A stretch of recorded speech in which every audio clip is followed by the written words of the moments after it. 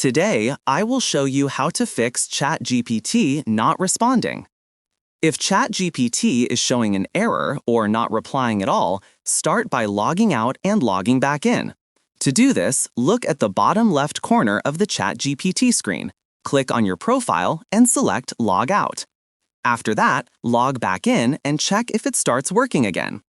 If the problem continues, the next step is to either switch your web browser or clear its cache. Open your browser settings and look for the Browsing History option. Click on it and set the time range to All Time. From the list of options, uncheck Browsing History and Cookies, and make sure Cached Images and Files is turned on. Click Delete Data to clear the cache. This can often fix loading or response problems.